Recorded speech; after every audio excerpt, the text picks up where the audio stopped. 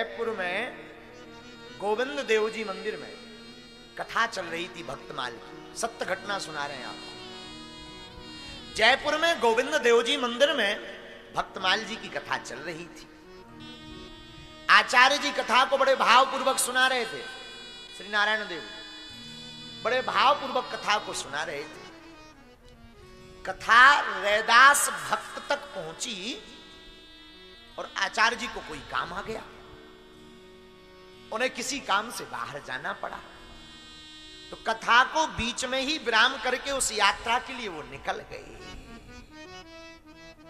कई दिनों बाद जब वापस लौटे तो वापस आकर के वही श्रोता, जितने लोग कथा सुनते थे, वो सब फिर जुड़ कर आए कि चलो कथा हो रही है, कथा सुननी चाहिए।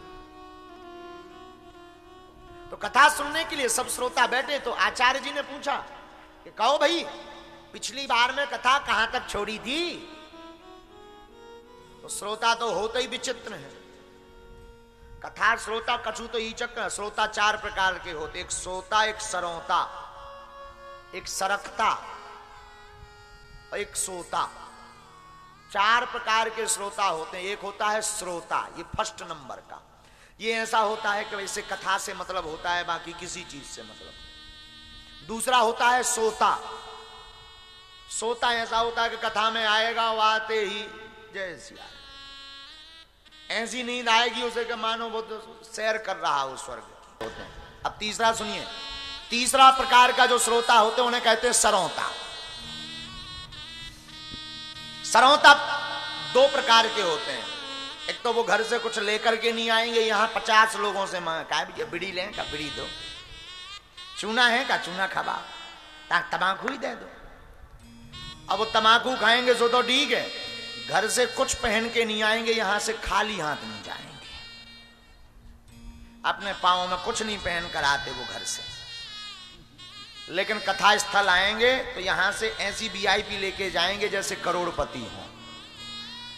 बोलो सीताराम, जोर से बोलो। इन्हें कौजात सरौता। का कौजात?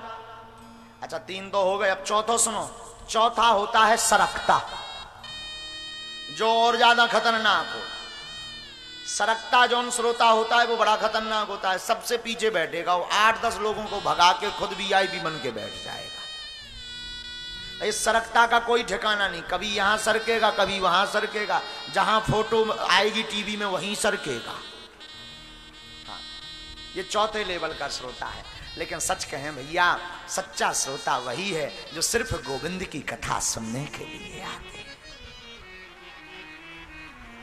तो जयपुर के श्री गोविंद देव जी मंदिर में भक्तमाल की कथा हुई और आचार्य जी किसी काम से बाहर चले गए तो दोबारा लौटे तो गोविंद देव जी के मंदिर में फिर से कथा उन्होंने प्रारंभ की। और जैसे ही कथा प्रारंभ की तो श्रोताओं से पूछा कि बताओ भाई, पिछली बार में कथा कहां विराम की थी? तो सब एक दूसरे का मुंह ताकने लगे। तुम्हें भाई पता? वो बोला नहीं। तुम्हें पता? बोले नहीं। तो अब तो व्यास जी माथा पीटने लगे, बताओ तो भैया, हम किनको कथा सुना रहे हैं जिन्हें कथा का मूल्य भी पता नहीं है, जिन्हें कथा की महत्वता पता नहीं है, जिन्हें कथा का ध्यान नहीं है, वो अपने जीवन को भला क्या सुधारेंगे। सोई भक्तमाल जी की पुस्तक उठाई और आचार्य श्री नारायण देव जी वहां से जाने लगे। सत्य घटना सुना रहे हैं आपको, राजस्थान की। और जैसे ही जाने लगे तब तक मंदिर के अंदर से आवाज आई, अरे आचार्य जी रुकिए, व्यास जी रुकिए। तो चौंक गए आचार्य, ये आवाज किसकी है? जब देखा तो मंदिर के अंदर से साक्षात ठाकुर जी बोल रहे थे। और गोविंद जी बोल करके बोले, अरे आचार्य जी रुकिए, कथा तो पूरी सुनाकर जाइए। पिछली बार आपने कथा रैदास भक्त तक सुनाई थी, अब रैदास भक्त के आगे की कथा सुनाइए।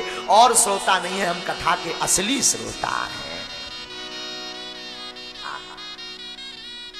भैया, भक्तमाल के असली श्रोता तो साक्षात गोविंद जी हैं।